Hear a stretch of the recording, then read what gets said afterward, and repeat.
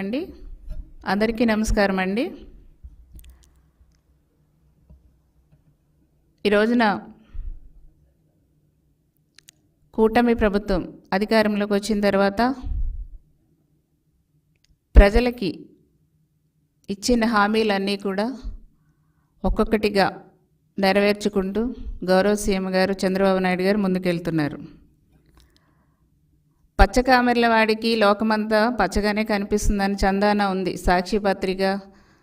ఆ పత్రిక యజమాని వాళ్ళ తీరు, జగన్మోహన్ రెడ్డి గారి తీరు చూస్తుంటే ఈరోజు ప్రజలు చీకుట్టినా కూడా మరి జగన్ గారికి ఇంకా బుద్ధి రాకపోవటం అనేది చాలా దురదృష్టకరం.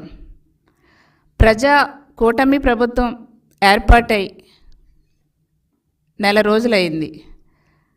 గౌరవ సీఎం గారు చంద్రబాబు నాయుడు గారు సీఎంగా బాధ్యతలు తీసుకొని ఇంకా నెల కూడా కాలేదు. అప్పుడే సాక్షి విషపత్రికలో తప్పుడు ప్రచారాలు, తప్పుడు రాతలు, పిచ్చి మాటలు, ఇవన్నీ కూడా ప్రచారం చేస్తున్నారు. వాళ్ళ యొక్క దిగజారుడుతనానికి ఇవన్నీ కూడా నిదర్శనంగా ప్రజలందరూ కూడా గమనిస్తున్న విషయాన్ని నేను ఒకసారి తెలియజేస్తున్నా. ఈ రోజున ఎలక్షన్ ముందు ఏదైతే రాష్ట్ర ప్రజలు అన్ని విధాలుగా వైసీపీ పాలనలో ఇబ్బంది పడ్డారో ఆ ఇబ్బందుల్ని తొలగించడానికి కూటమి ప్రభుత్వం వచ్చిన తర్వాత మేము డెఫినెట్గా ఇవి చేస్తాం అని ఏదైతే హామీలు ఇచ్చామో అవన్నీ కూడా చేయటం మొదలుపెట్టాం. ఇవన్నీ కూడా జగన్మోహన్ రెడ్డి గారికి వాళ్ళ సాక్షి పత్రికకి కనిపించట్లేదు అనుకుంటా. చంద్రబాబు నాయుడు గారు ముఖ్యమంత్రిగా ఛార్జ్ తీసుకున్న తర్వాత మొట్టమొదటిగా పెన్షన్స్ మీద సైన్ చేయటం జరిగింది. సెకండ్ డిఎస్సి టీచర్ పోస్టుల మీద సైన్ చేయటం జరిగింది. థర్డ్ ల్యాండ్ టైటిలింగ్ యాక్ట్ మీద సైన్ చేయటం జరిగింది. ఫోర్త్ అన్నా క్యాంటీన్ మీద సైన్ చేయటం జరిగింది. ఫిఫ్త్ ఈ గణన మీద సెన్సస్ మీద ఇది స్కిల్ సెన్సస్ మీద సైన్ చేయటం జరిగింది. దాదాపుగా 65 లక్షల మందికి జూలై 1వ తారీఖున 4,408 కోట్ల రూపాయల పెన్షన్స్ చాలా అట్టహాసంగా ఒక రికార్డు స్థాయిలో సచివాలయ ఉద్యోగుల ద్వారా పంపిణీ చేసినటువంటి ఘనత చంద్రబాబు నాయుడు గారి ప్రభుత్వం అనేది. ఇవి మీకు కంటికి కనిపించలేదా?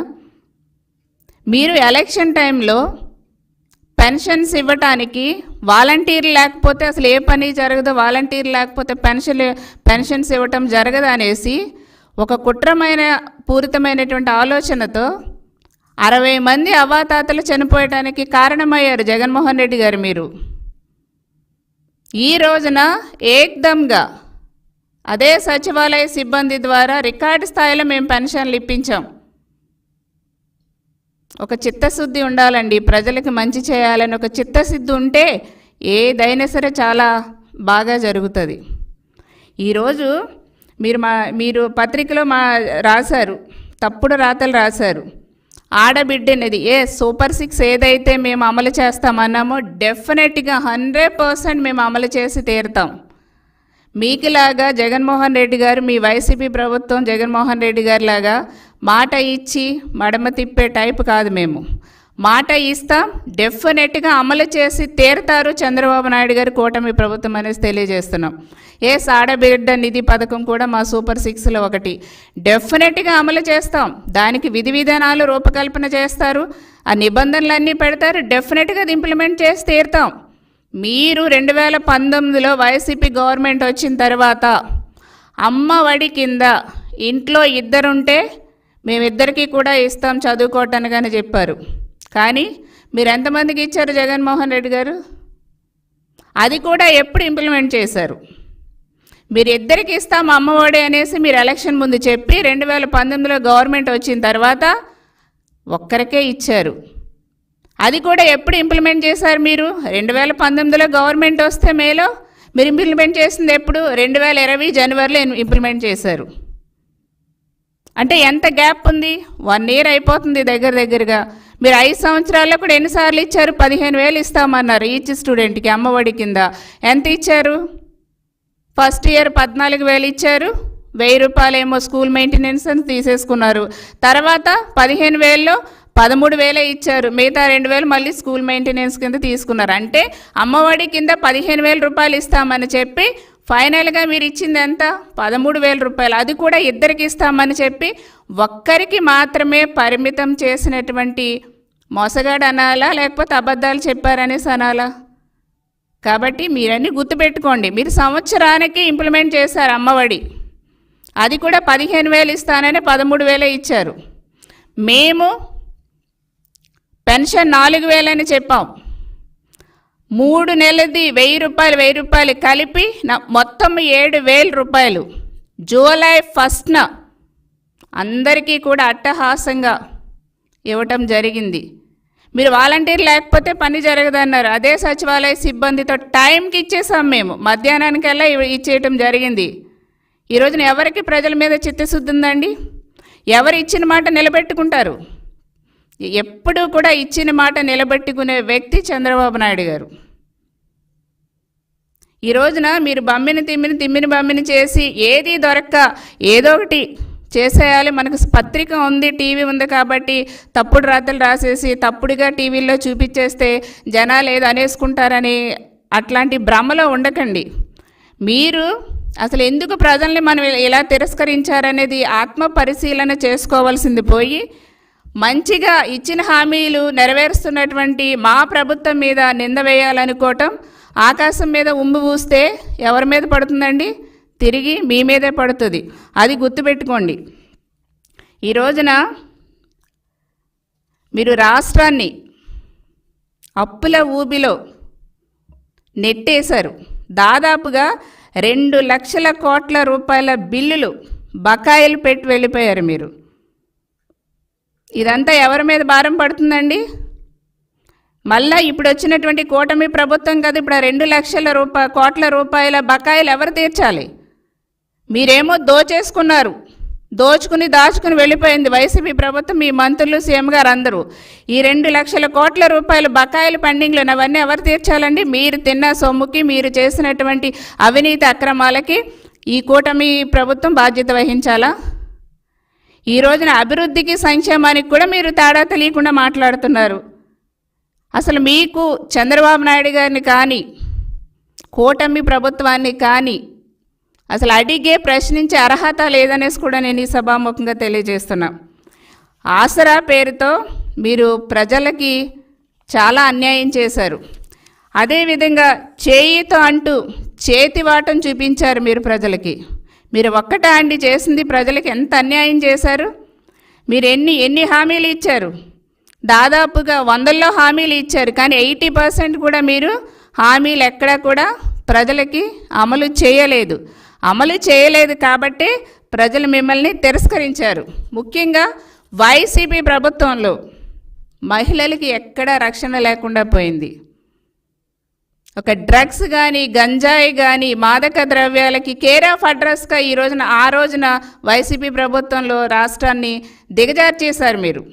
ఎన్సీఆర్పి రిపోర్టు ప్రకారం కూడా ఆంధ్రప్రదేశ్ని వైసీపీ ప్రభుత్వం ఉన్నటువంటి 5 సంవత్సరాల్లో నేరాల సంఖ్య గణనీయంగా 5 సంవత్సరాల్లో ఆనాడు పెరిగింది. ఇదంతా సిగ్గుచేట. ఆనాడు కూడా మేము నెత్తినేరు కొట్టుకున్నాం, చట్టాలను ఇంప్లిమెంట్ చేయట్లేదని, సరిగ్గా పట్టించుకోవట్లేదని. మీ ప్రభుత్వంలో 30,000 మంది పాపం అమ్మాయిలు మిస్ అయిపోయారండి. దాదాపు 30,000 మంది అమ్మాయిలు మిస్ అయిపోయారు. ఆ కుటుంబాల యొక్క బాధకి ఎవరండి బాధ్యులు? మీ నిర్లక్ష్యం, మీ ప్రభుత్వంలో లా అండ్ ఆర్డర్ నిర్లక్ష్యం వల్లే కదా జగన్మోహన్ రెడ్డి గారు 30,000 మంది దాదాపు అమ్మాయిలు మిస్ అయిపోయారంటే ఆ కుటుంబాల యొక్క బాధ ఎవరు తీరుస్తారు? అసలు ఏనాడైనా పట్టించుకున్నారా? ఈ రోజున చంద్రన్న అంటే మహిళలకు ఒక ధైర్యం, చంద్రన్న అంటే మహిళలకు ఒక భరోసా. చంద్రబాబు నాయుడు గారు మాట ఇచ్చారంటే నిలబెట్టుకుంటారు. చంద్రన్న మహిళా పక్షపాతి, మా మహిళ కోసం ఏదైనా చేస్తారని ఒక నమ్మకం ఉంది కాబట్టే ఈ రోజున చంద్రన్నకు అవకాశం ఇచ్చారు. డెఫినెట్గా మిస్ అయినటువంటి అమ్మాయిలందరినీ కూడా మేము చట్టం ద్వారా మేమన్నీ కూడా కనుక్కొని వాళ్ళందరినీ కూడా తల్లిదండ్రులకి అప్పగించే బాధ్యత మ్యాక్సిమం మా ప్రభుత్వం తీసుకుంటుంది. ఆ మహిళలు కానీ మహిళలు పెట్టుకున్నటువంటి నమ్మకాన్ని మేము ఎక్కడా కూడా వమ్ము చేయకుండా సర్వశక్తులా కూడా మేము మా ప్రభుత్వం కూటమి ప్రభుత్వం పనిచేస్తుందని కూడా ఈ సభాముఖంగా ప్రజలందరికీ కూడా తెలియజేస్తున్నాం. ఈ రోజున ఈయన సాక్షి పత్రికలో రాసింది ఎట్లా ఉందంటేనండి, 1,72 అంటే 1,72,00,000 మంది ఆడబిడ్డ కింద అమలు చేశారు. వాళ్ళందరికీ కూడా ఆడబిడ్డని ఇది ఇంకా అమలు చేయరా అనేసి ఆయన ఒక రాత రాశారు, ఒక రాంగా. మేము ఎంతమంది ఉంటే డెఫినెట్గా దానికి ఒక నియమ నిబంధనలు అన్నీ కూడా పెడతారు. సీఎం గారు కన్సర్న్ మంత్రుల్లో కూడా అవన్నీ రూల్స్ అండ్ రెగ్యులేషన్స్ పెడతారు. దాని ప్రకారంగా ఎలిజిబిలిటీ ఉన్న వాళ్ళందరికీ కూడా అవన్నీ మేము ఇచ్చిన హామీ తూచా తప్పకుండా అమలు చేయటం జరుగుతుంది. ఇప్పుడు ఈయన ఎలాగ ఉందంటే ఈ రోజున పత్రికలో రాసినటువంటి ఆడబిడ్డ దాని గురించి ఎట్లా ఉందంటే, ఇప్పుడు జగన్ భార్య గారు కూడా, జగన్మోహన్ రెడ్డి గారు భార్య గారు భారతీ రెడ్డి గారు కూడా మన రాష్ట్రంలో మహిళా ఓటర్ కాబట్టి ఆవిడకి కూడా ఈ 1,500 రూపాయలు వర్తించేలా ఉంది. ఈ రోజున ఈ సాక్షి పత్రికలో రాసినటువంటి తప్పుడు రాతలు ఏదైతే ఉందో దాన్ని గమనిస్తే భారతీ రెడ్డి గారికి కూడా మహిళా ఓటర్గా ఆవిడకి కూడా వర్తింప చేయండి అని రాసినట్టుగా కనిపిస్తుంది. కాబట్టి మీరు ఆలోచించండి. మీరు ఇంకా రియలైజ్ కాలేదు. ఎందుకంటే రియలైజ్ కాలేదు జగన్మోహన్ రెడ్డి గారు అనేది ప్రజలకి క్లియర్గా మొన్న కూడా ఇంకా అర్థమైంది. ఎందుకంటే గవర్నమెంట్ ఉన్నప్పుడు పరదాల చాటున మీరు ప్రజల దగ్గరికి వెళ్ళేవారు. మీరు దమ్ముగా ధైర్యంగా ఒక సీఎంగా ఎప్పుడు కూడా ప్రజలను కలుసుకోవటానికి వెళ్ళలేదు. మీరు ఎప్పుడు దొంగచాటుగా తెరలన్నీ కట్టేసి ఆ పోలీసుల బందోబస్తు వెళ్ళి కార్యక్రమం చేసుకొచ్చేసేవారు. సో అదే మీకు అలవాటు అయిపోయింది. అందుకోసమే ఈ రోజున ఇప్పుడు మాచర్లలో అక్కడ ప్రజల్ని దశాబ్దాల పాటు ఊచకోతల కోసం ఎంత భయభ్రాంతులకు గురి చేశారు అక్కడ ఒక ఎమ్మెల్యే. ఆయన మొన్న ప్రజా తీర్పుని గౌరవించకుండా ఆయన అనుమానంతో ప్రజల యొక్క తీర్పుని అగౌరవపరుస్తూ మరి అక్కడ ఈవీఎంలు అవన్నీ కూడా బదలగొట్టినట్టు కూడా అక్కడ సీసీ కెమెరాల్లో అన్నీ కూడా రికార్డ్ అయి ఉంటే దాని రీత్యా ఈసీ ఎలక్షన్ కమిషన్ కూడా వాళ్ళ పని చట్టం వాళ్ళ పని వాళ్ళు చేసుకుంటే మీరు రియలైజ్ కాలేదంటానికి ఇంకా ఫస్ట్ మీ సందర్శన కూడా జైల్లో ఉన్నటువంటి వ్యక్తిని పరామర్శించుకెళ్ళి, అంటే ప్రజల తీర్పుని అగౌరవపరిచిన వ్యక్తిని పరామర్శించారు. అక్కడ ప్రజల్ని కోత కోసినటువంటి వ్యక్తిని వెళ్ళి పరామర్శించారు. మీరు ప్రజలకి ఇబ్బంది కలిగించి నష్టాలు కలిగించినటువంటి వ్యక్తిని పరామర్శించారు. సో మీరండి, మీలాంటి వాళ్ళ అండి, మీరా చంద్రబాబు నాయుడు గారి ప్రభుత్వాన్ని విమర్శించేది? ఎక్కడైనా బుద్ధి తెచ్చుకోండి, మారండి. ఈరోజు చంద్రబాబు నాయుడు గారి ప్రభుత్వం అంటే 4 సార్లు ముఖ్యమంత్రి, ఆయన గొప్ప అడ్మినిస్ట్రేటర్ అనేసి ప్రపంచవ్యాప్తంగా చంద్రబాబు నాయుడు గారికి గొప్ప పేరుంది. ఆయన ఎప్పుడు కూడా తప్పుని క్షమించరు. ప్రజలకు ఇబ్బంది కలిగే పనులు ఏది కూడా ఈవెన్ కార్యకర్తలు నాయకులు ఎవ్వరు చేసినా, మంత్రులు కానీ ఎమ్మెల్యే ఎవ్వరు చేసినా కూడా ఉపేక్షించే ప్రసక్తే చంద్రబాబు నాయుడు గారికి ఎప్పుడూ లేదు. ప్రజలంటే ఒక భయంతో భక్తితో ఉంటారు, ఒక దేవుడిలా కొలుస్తారు చంద్రబాబు నాయుడు గారు. ప్రజలకు ఎక్కడ కష్టం కలిగినా నష్టం కలిగినా చంద్రబాబు నాయుడు గారు చూస్తూ ఊరుకోరు. ఎంతటి వారినైనా సరే ఆయన ఊరుకోరండి. ఇది ప్రజలందరికీ కూడా తెలుసు. మేము వచ్చిన తర్వాత పెన్షన్స్ ఇంప్లిమెంట్ చేసాం, డిఎస్సి. మరి లోకేష్ బాబు గారు హెచ్ఆర్డి మంత్రిగా టీచర్ పోస్టులు దాదాపు 16,347 పోస్టులకి మేము క్యాబినెట్లో ఓకే చేశారు, నోటిఫికేషన్ ఇస్తున్నారు. చంద్రబాబు నాయుడు గారు ముఖ్యమంత్రిగా ఉండగా 7 సార్లు డిఎస్సి ఇచ్చామండి టీచర్ పోస్టులకి. ఎవ్వరూ కూడా ఇవ్వలేదు ఇప్పుడు వరకు, అసలు అన్ని పోస్టులు ఫిల్ చేయలే. అన్ని ఉద్యోగాలు టీచర్ ఉద్యోగాలు ఇచ్చినటువంటి ఘనత చంద్రబాబు నాయుడు గారు తెలుగుదేశం పార్టీది అప్పటి నుంచి ఇప్పటి వరకు కూడా. ఇప్పుడు లోకేష్ గారు కూడా ఒక విద్యా వ్యవస్థ మీద ఒక మంచి రిఫార్మ్స్ తీసుకొచ్చే విధంగా ఆయన ముందుకు వెళ్తున్నారు. మీ టైంలో వైసీపీ టైంలో విద్యా వ్యవస్థని సర్వనాశనం చేసేశారు.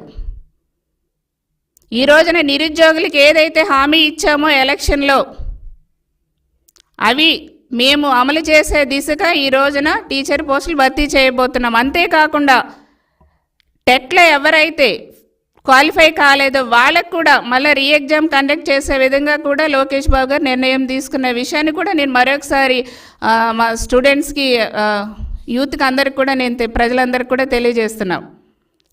మరి అదేవిధంగా థర్డ్ది ల్యాండ్ టైటిలింగ్ యాక్ట్. ప్రజల్ని, రైతుల్ని ఎంతో భయభ్రాంతులకు గురి చేసేశారు జగన్మోహన్ రెడ్డి గారు, మీరు, మీ ప్రభుత్వం. మా భూముల మీద మీ ఫోటోలు వేసుకుని మీ ఇష్టారాజ్యంగా వ్యవహరించాలని చూశారు.